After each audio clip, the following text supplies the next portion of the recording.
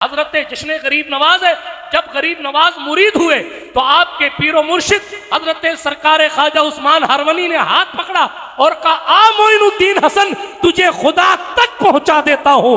اتنا کہنا تھا کہ سرکار خواجہ غریب نواز کو وہ اس منزل تک پہنچایا ہے کہ آج تک کوئی پتہ نہیں لگا پایا کہ ان کی منزلوں کی حد کیا ہے۔ میں نہیں کہتا، استاد زمن کے بھائی، استاد زمن اعلیٰ حضرت کے بھائی شہنشاہ سخن استاد زمن کہتے ہیں ہے تیری ذات عجب بحر حقیقت پیارے، کسی تیراک نے پایا نہ کنارہ تیرا، خفتگانے شب غفلت کو جگا دیتا ہے سال ہا سال، وہ راتوں کا نہ سونا تیرا، خواجہ ہند وہ دربار ہے اعلیٰ تیرا، کبھی محروم نہیں مانگنے والا۔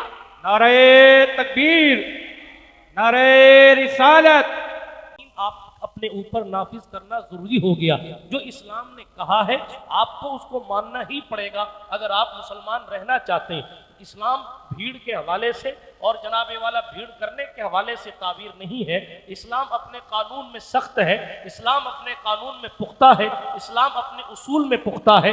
آپ کو اچھا لگے تو آپ مسلمان رہیے، نہیں اچھا لگے تو جو چاہے کیجئے، قیامت میں قدرت حساب کر لے گی کہ آپ نے کیا کیا ہے کیا نہیں کیا ہے۔ اس لیے یہاں فرضی باتوں کا گزر نہیں ہے۔ اسلام ایک پیور دین ہے، اس کا قانون آسمان سے آیا ہے، یہ آفاقی مذہب ہے، اس کا سنویدھان زمین پر 20 25 یا 70 100 یا 500 لوگوں نے نہیں بنایا۔ اس کا سنویدھان زہرا کے بابا نے جبریل سے سن کر، اللہ پاک کے فرمان کو سن کر اللہ رب العزت کی باتیں لوگوں تک پہنچائی ہیں تو شریعت محمدی وجود میں آئی ہے۔ تو عرض کرنے کا مقصد یہ ہے ہم تو پہلے اپنی یہ فکر ٹھیک کر لیں کہ جو ہمیں اچھا لگتا ہے وہ ہم کریں۔ ہمیں بے نمازی ہونا اچھا لگتا ہے تو ہم بے نمازی رہ رہے ہیں، ہمیں نشہ اچھا لگتا ہے تو ہم نشہ کرنے لگے، ہمیں زنا اچھا لگتا ہے معاذ اللہ تو ہماری قوم منہ کالا کرنے لگ گئی، ہمیں ناچنا اچھا لگتا ہے تو ہماری قوم ناچنے لگ گئی۔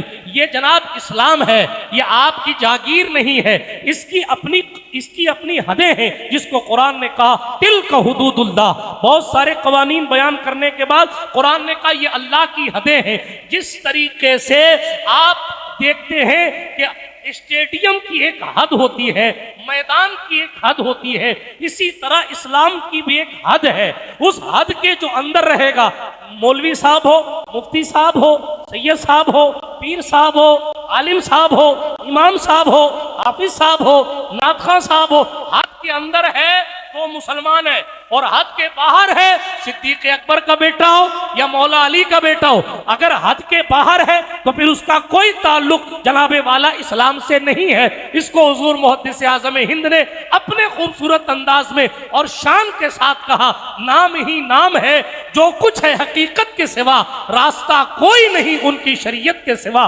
برادران ملت اسلامیہ، عرض کرنا یہ مقصود ہے کہ پہلے ہم اور آپ اور خاص کر ہمارے جوان اپنی ذہنیت کو اس بات میں ڈھالیں کہ ہم مسلمان ہیں تو ہم وہی کام کر سکتے ہیں جس کی اجازت اسلام دیتا ہے، اور وہ کام نہیں کر سکتے جس کی اجازت اسلام نہیں دیتا۔ بات سمجھ میں آ رہی ہے؟ اس لیے سب سے پہلے جب یہ چیز سمجھ آئے گی تب آپ اپنے عالم سے پوچھیں گے کہ حضرت اس کام کی اجازت اسلام دیتا ہے کہ نہیں دیتا، اس کام کی اجازت شریعت میں ہے یا نہیں۔ بات سمجھ آ رہی ہے آپ کو؟ اس لیے سب سے پہلے اپنے ذہن کو خالی کر کے آج کی اس محفل کے اس پیغام کو اپنے ذہن میں بٹھا لیجئے کہ جب ہم مسلمان ہو گئے تو ہمیں وہی کام کرنے کی اجازت ہے جو مسلمانوں کے امام پیغمبر امن اللہ کے نبی صلی اللہ علیہ وآلہ وسلم نے جو ہمیں اور آپ کو ارشاد فرمایا اور جس کی اجازت عطا فرمائی۔ بات سمجھ آئی؟ آگے چلیے، قرآن کیا کہہ رہا ہے؟ اب ظاہر بات ہے کہ جب آپ ایمان لے آئے تو قرآن کو ماننا آپ کے لیے ضروری۔ اگر آپ کہیں صاحب میں تو قرآن نہیں مانتا لیکن میں ہوں پکا مسلمان، تو یہ آپ اپنے خیال میں مسلمان ہیں، اصل میں آپ مسلمان نہیں ہیں۔ بہت سارے ایسے لوگ ہیں جو خالی خیال میں ہی مسلمان ہیں، کیونکہ ختنہ ہو گیا اس لیے مسلمان ہیں، گوشت کھاتے ہیں اس لیے مسلمان۔ ختنہ ہونے سے مسلمان نہیں ہوتا کوئی۔ دوسرے مذہب کے لوگ کروا رہے ہیں آج کل، تو ڈاکٹر کہہ رہے ہیں فائدہ اس میں کرو تو کیا مسلمان ہو گئے؟ نہیں جناب، ختنہ کرنے سے کوئی مسلمان نہیں ہوتا۔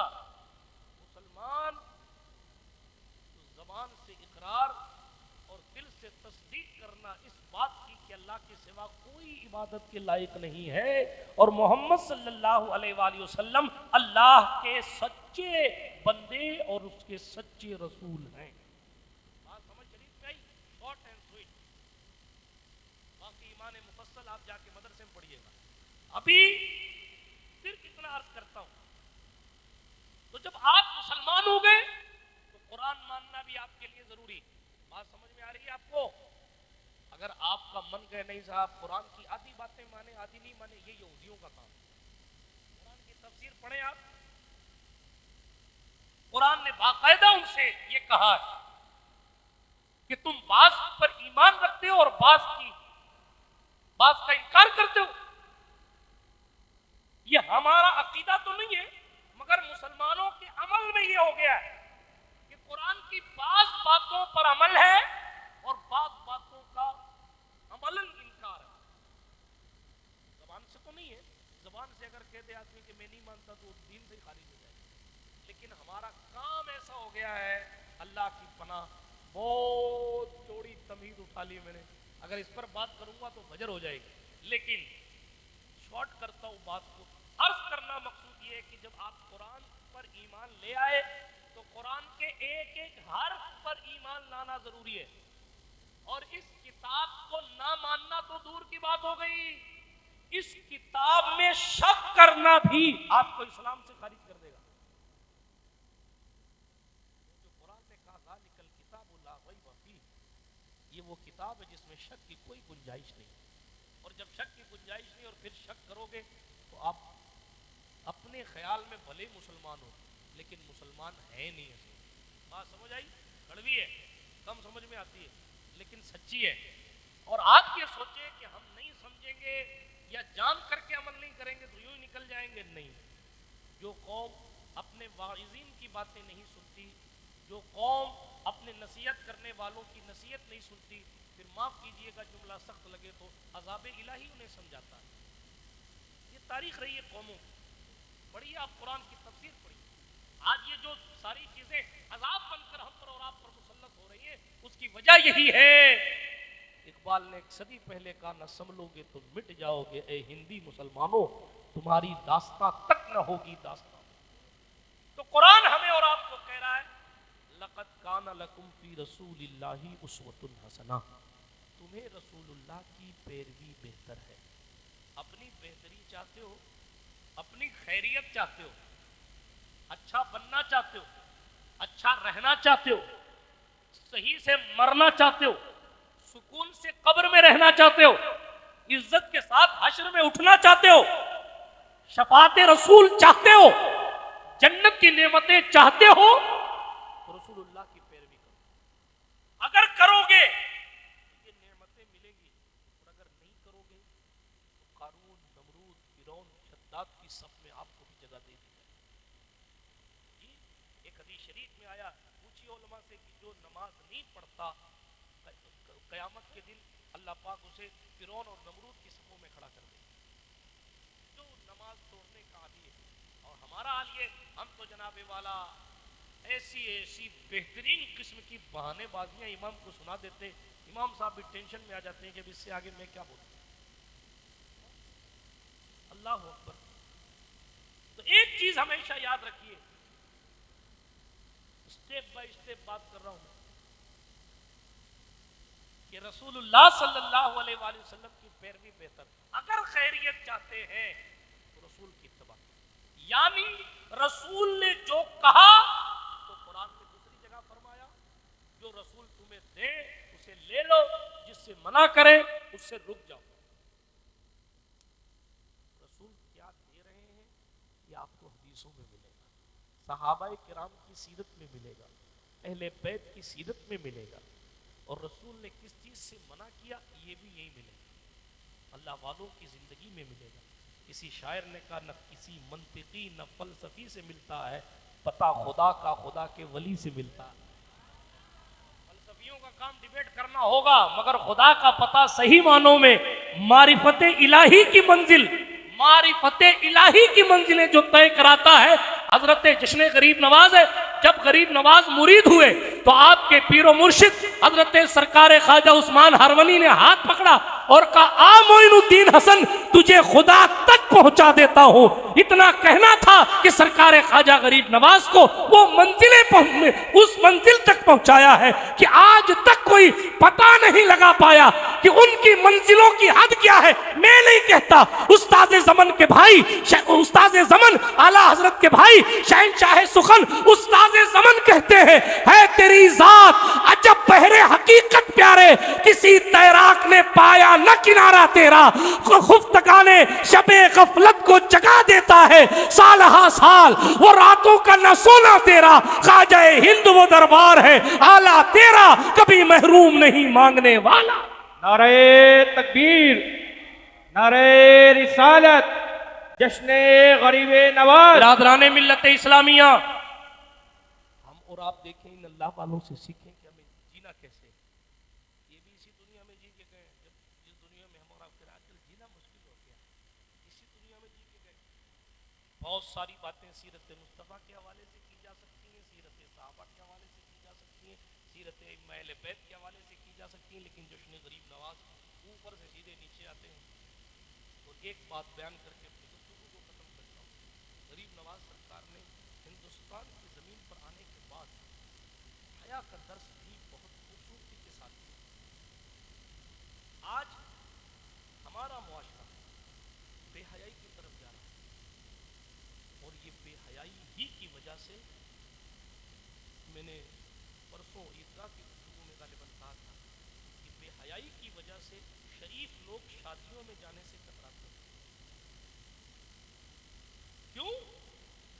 اتنی بے حیائی پھیل گئی ہے کہ ایک باحیا عالم یا پیر زادہ یا سید زادہ یا علامہ یا مفتی آتا ہے, اس غریب کو خود حیا آتی ہے, یہاں لگائیاں کھڑی ہیں, یہاں ان کی امائیں کھڑی ہیں, وہ جائیں کدھر. سسٹم کھانے کا یہ کہ پلیٹ لے لو, گلاب جامن والے سے گلاب جامن مانگ لو, روٹی والے سے روٹی مانگ لو, بھیک مانگ لو, اور بھیک مانگ کے ایک جگہ کوئی جیسے بغیر چن چنا کے ایک کنارے بیٹھ جاتا ہے, اسی طریقے سے جناب والا صبح سے گھوم پھر کے افطاری جمع کرتا ہے افطار کے ٹائم, اور اس کے بعد عشاء کے ٹائم جا کے اپنے کونے میں بیٹھ کے کھاتا ہے. یہ حال شادیوں کو بنا دیا, اور یہ اوقات مہمانوں کی بنا دیا. نہ کوئی عزت رہ گئی مہمان کی, معاف کیجیے گا جملے برے لگے, نہ کوئی عزت رہ گئی مہمان کی, نہ کوئی شریعت کا خیال ہے, اور نہ کوئی حیا اور پردے کا خیال. اب تو جناب والا باراتی نشے کر کے آتے ہیں, کیونکہ ناچنا رہتا ہے. ابھی چند دن پہلے کی بات ہے, نہیں کہنا چاہیے ہوں, ریکارڈ اسی شہر کی بات ہے, چکو چل گئے براتیوں میں, گھراتیوں میں. کیوں چلے صاحب؟ کیونکہ برات میں مسلمان, سنی مسلمان, قاضی انتظار کر رہا ہے نکاح پڑھانے کے لیے, اور یہ جھوم برابر جھوم کر کے آ رہے ہیں, اور نشے میں اسلامی رشتے کی ماؤں بہنوں کو گندی نگاہ سے یہ شادی کے موقع پر دیکھ رہے ہیں.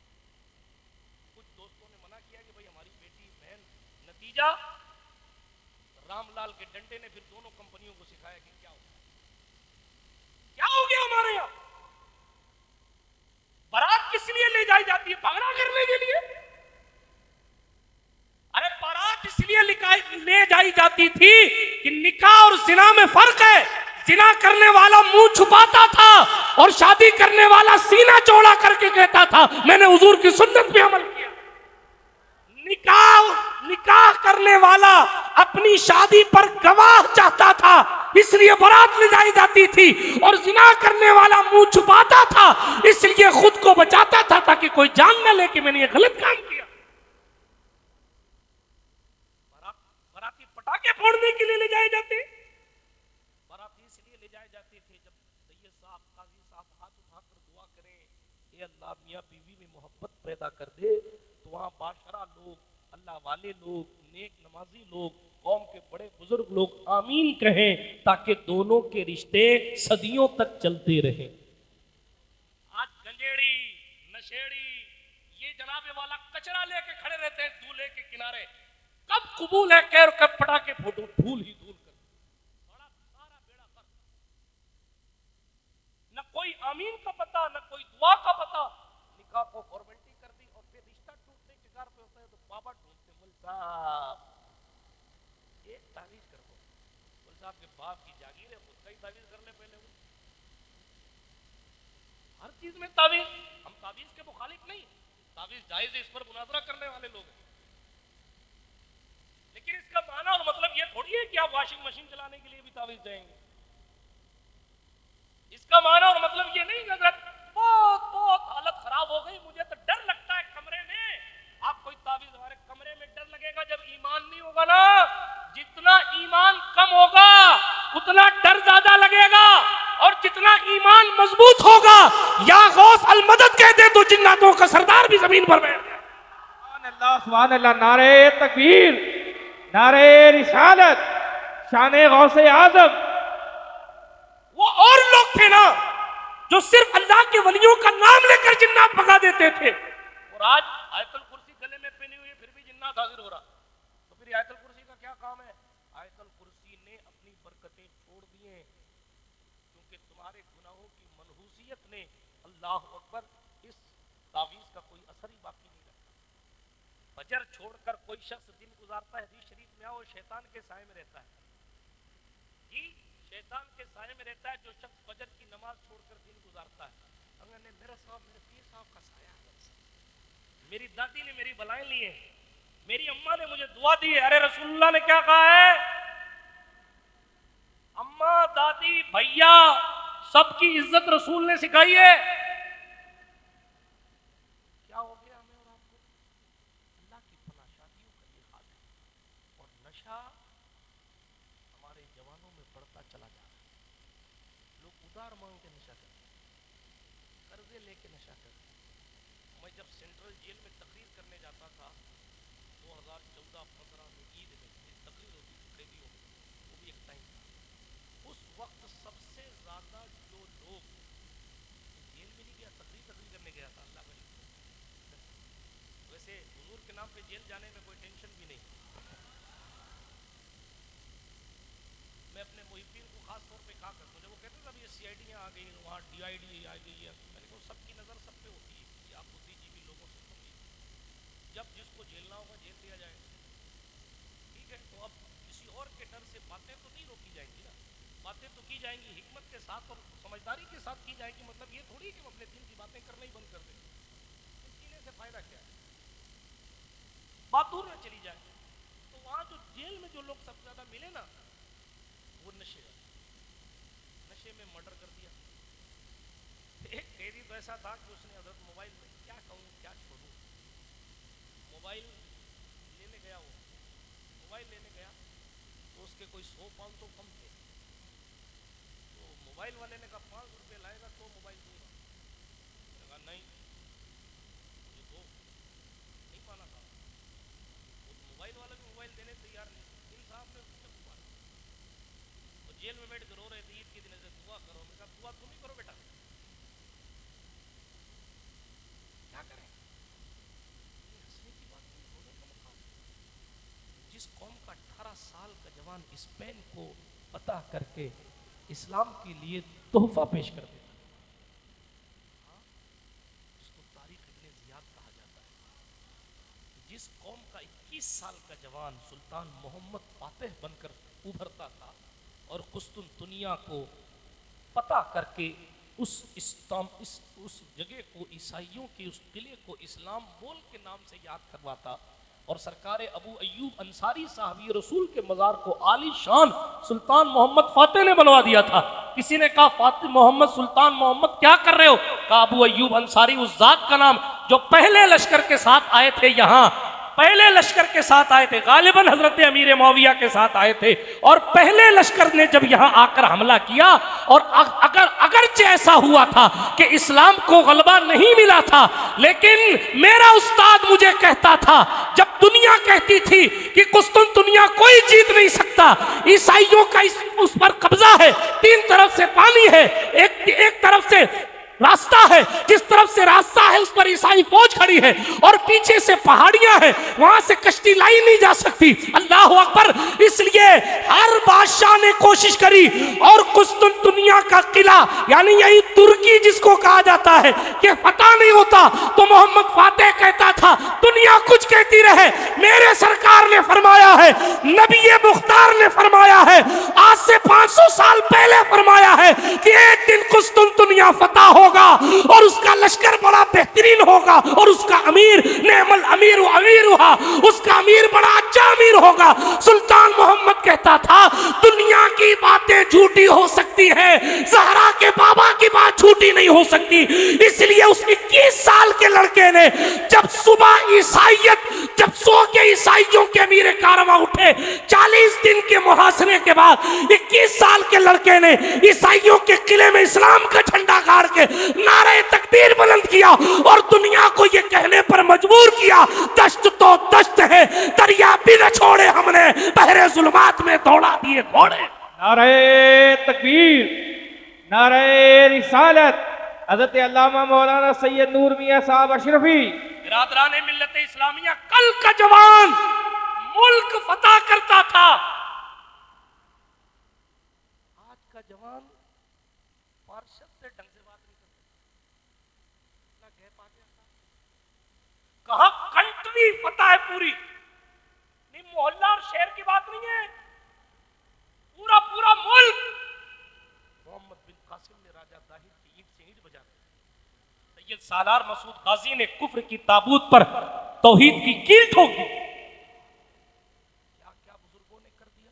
कितने साल के थे सालार मसूद गाजी? 18 साल की जिंदगी में लड़ा के शहीद भी हो गए। महमूद गजनवी के भांजे लगते।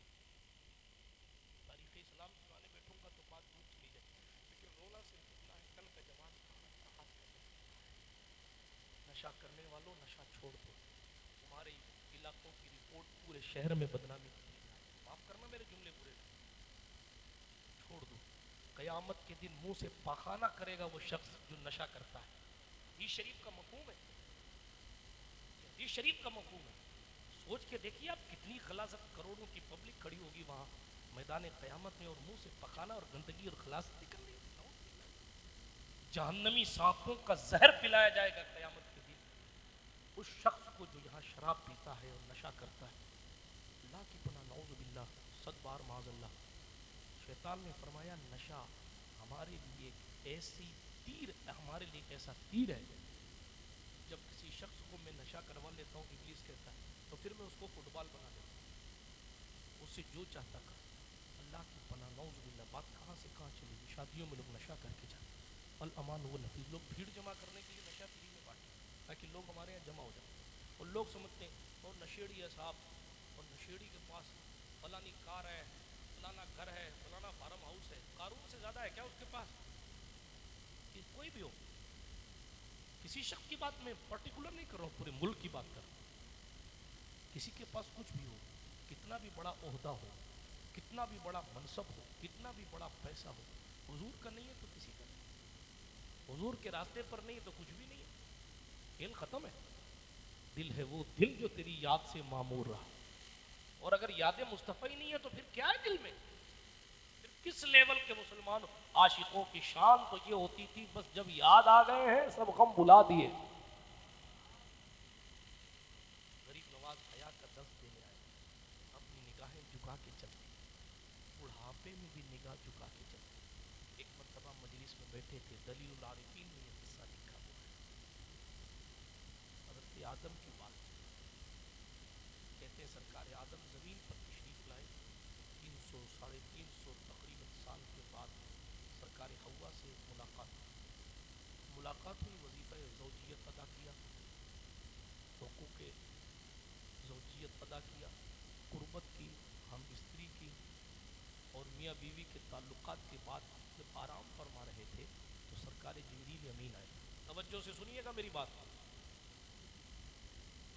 हज़रत सरकार जिब्रील अमीन आए और कहा उठो आदम गुस्ल करो, आदम उठो गुस्ल करो। सरकार आदम अलैहिस्सलातु वस्सलाम उठे, दुनिया के पानी से पहली बार गुस्ल फरमाया। जाहिर बात है कि فریشنس محسوس ہوئی، سکون قلب ملا. کہنے لگے جبریل یہ تو بڑا اچھا تم نے مشورہ دیا. میں نے غسل کیا.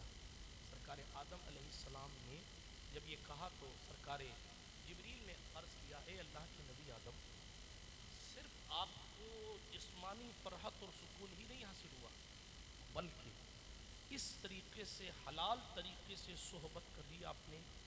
اب آپ نے جو غسل فرمایا ہے، آپ کے بدن پر جو پانی لگا ہے، اس پانی کے ایک ایک قطرے کے بدلے اللہ پاک ایک ایک فرشتہ پیدا فرمائے جو قیامت تک کے لیے عبادت کرتا رہے گا، اور اس کا ثواب آپ کے نامہ اعمال میں لکھا جاتا ہے.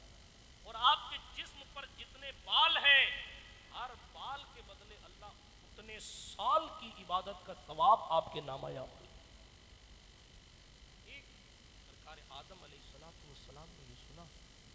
وفادار امتیوں کو چاہیے کہ جناب آدم کی محبت کو دیکھیں.